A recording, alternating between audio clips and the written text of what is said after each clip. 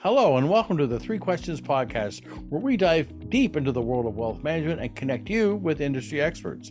I'm your host, Wayne Baxter, Senior Executive Manager at One Capital Management. On this edition, we're going to speak to a Medicare insurance specialist and ask the three questions you should ask when becoming eligible for Medicare. Thank you for your time for checking us out. And if you enjoy this episode of the Three Questions Podcast, please consider liking and subscribing to our channel. Our special guest is none other than Rick Holliday. He is a Pasadena, California-based Medicare insurance specialist with a wealth of knowledge and experience in helping individuals navigate the often complex waters of Medicare. Rick is a licensed life and health broker of Medicare Advantage, Medicare Supplement, and prescription drug plans in California, Texas, and Georgia.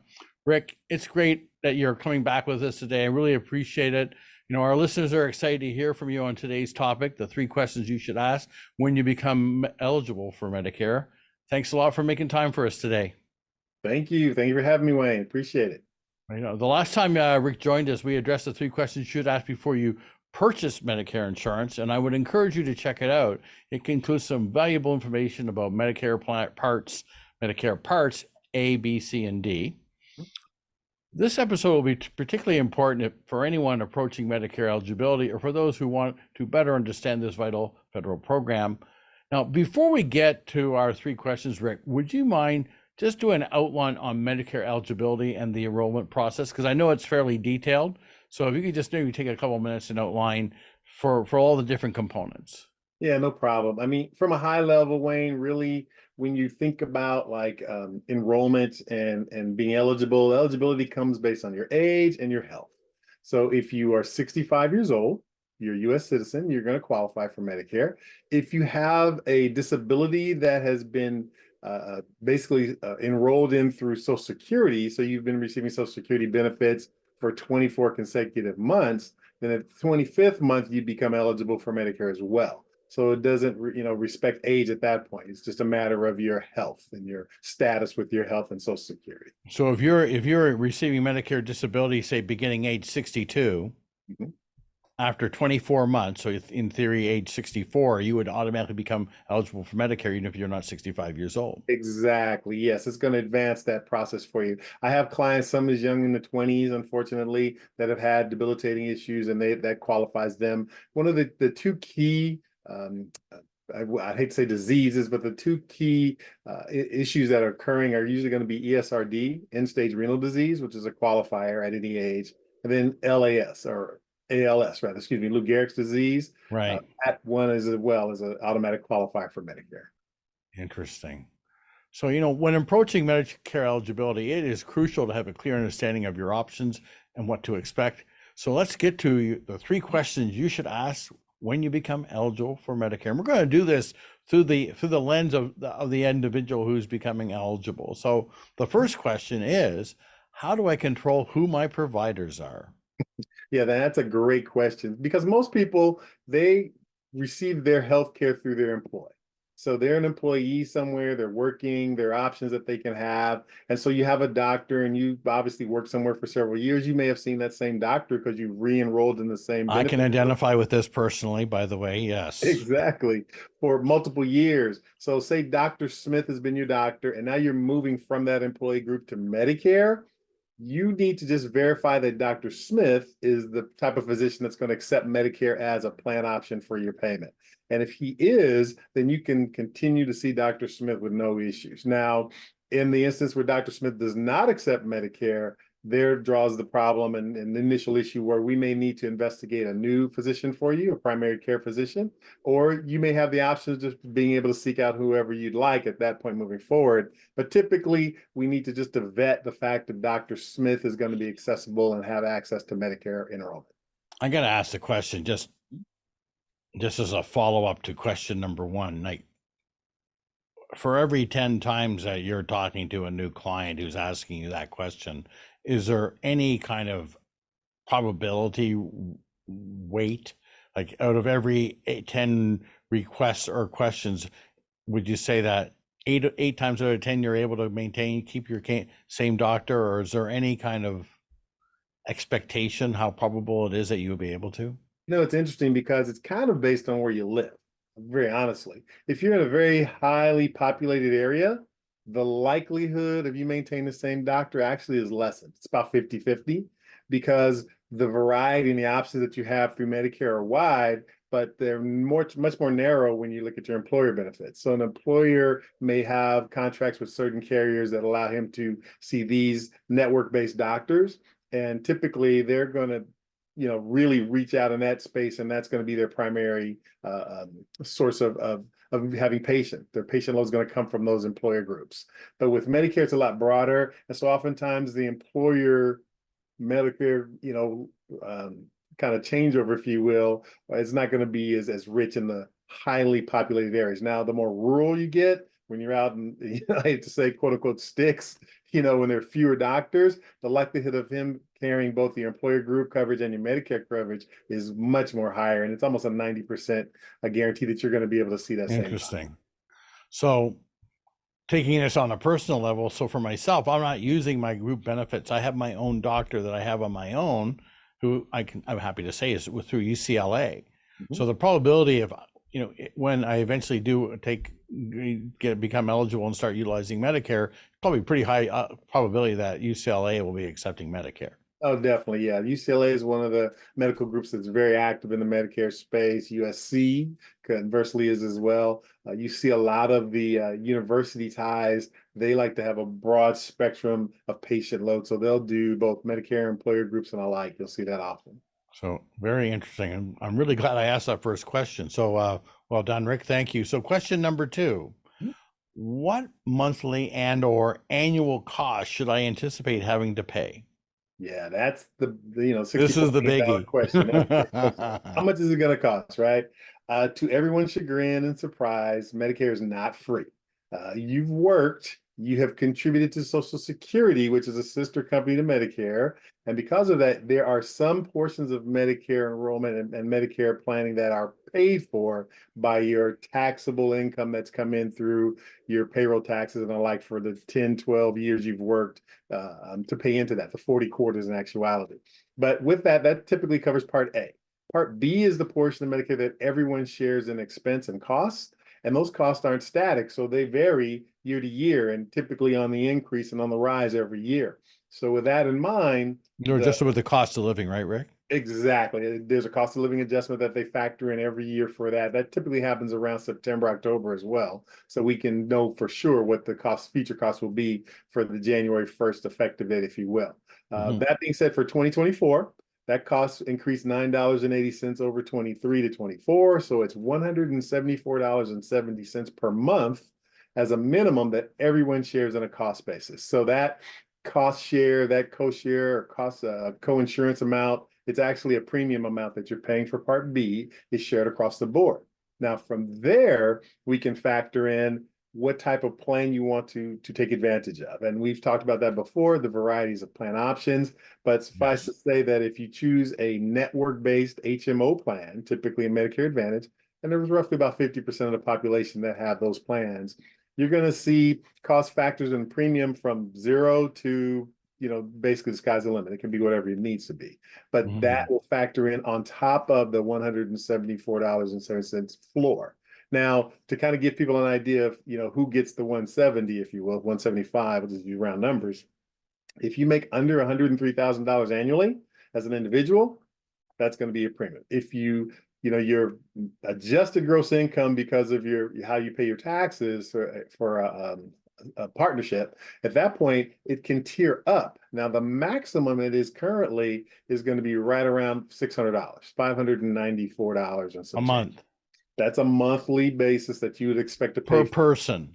Per person. Medicare is totally an individual program. So it's always thought of as an individual program. And that monthly amount is going to be the baseline or the foundation amount that you'll pay for any services over and above that. Now, to qualify for $594, you're going to be earning somewhere in the, collectively $750,000 or less. So still, it's a very nominal amount of money when you factor in how much you can actually earn. Fair enough. So yeah, it's a good trade-off.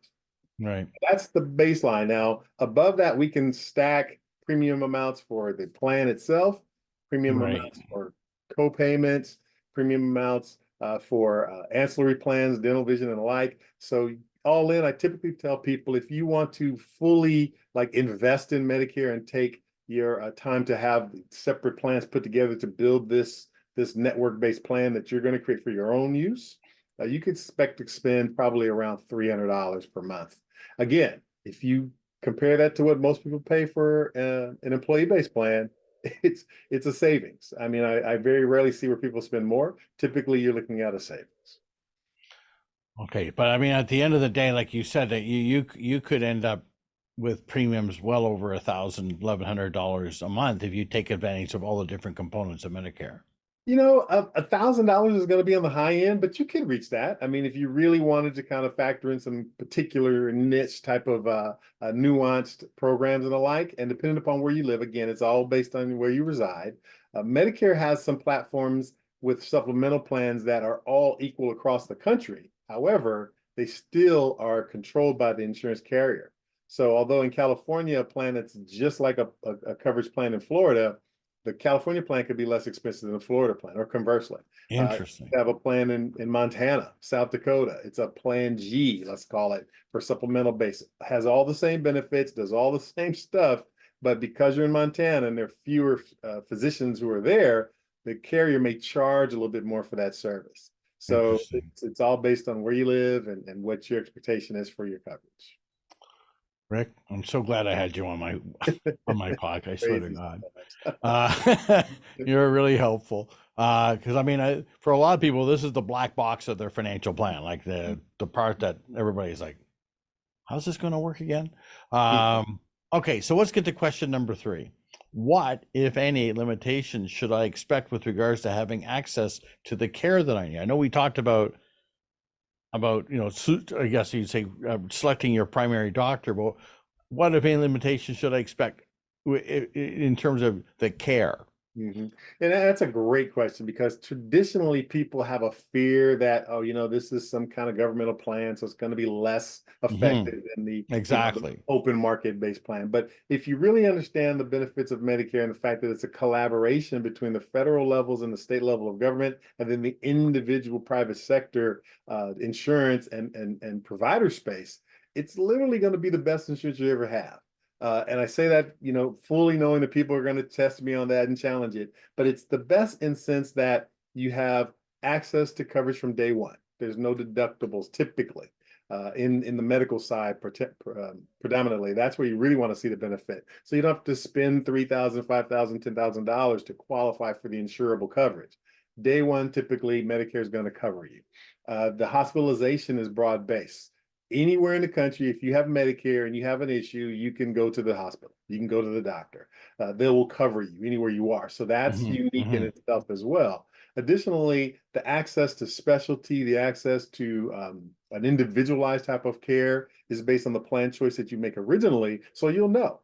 I can see all the specialists I need to, or I may have to pay a little extra to see a certain specialist, but you'll know in advance of all the access that you'll need. And then the real kind of the cherry on the top of the ice cream, if you will, here is the fact that vision, dental, health benefits typically can be mixed in to a Medicare plan, which is never going to be a part of any type of employer-based plan, that you're going to allow you to have access to, like we said, vision benefits. So you have examinations and care there, dental benefits, which typically are just all over the map with respect to cost. And then hearing benefits. And people, we listen to a lot of music, and we've had a lot of, earbuds and beats and all this stuff over years.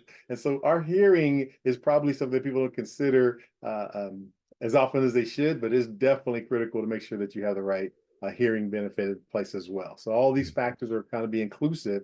So you really are going to start to see a robust benefit. Now, lastly, I can say, and this is where the true relationship between how it's thought of and how it's actually met out is with Medicare. The thing that is thought of the most is health. So you want to think, how do we make an individual the healthiest possible? Exactly. Yes. Add into most plans, you hear the term silver sneakers. There's gym memberships and health and fitness benefits that are inclusive in most plans that allow you to have more access to benefits that you ordinarily wouldn't have, both mentally, physically, and emotionally. There's mental health programs, physical health programs, physical therapy programs, acupuncture, chiropractic are all inclusive in a lot of plans, a wide variety of plans that allow you to have this benefit that you can truly say it enriches your life.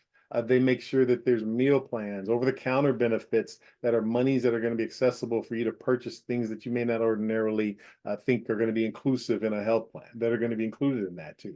The vision component alone, the fact that you can go and have an examination, get a prescription and glass coverage inside of your plan is worth its weight. So there's so many additional things built into it, which makes it classically the best insurance you'll ever have, because it gives you broad-based access to Very comprehensive.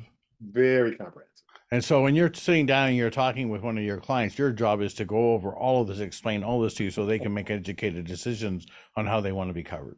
Yeah, and actually it's also helped guide them based on their personal need. So oftentimes there's so much, you don't want to hit them with a water hose because this is going to be too much. Really, like a fireman and just trying to put out a fire, there's just so much that can come at you.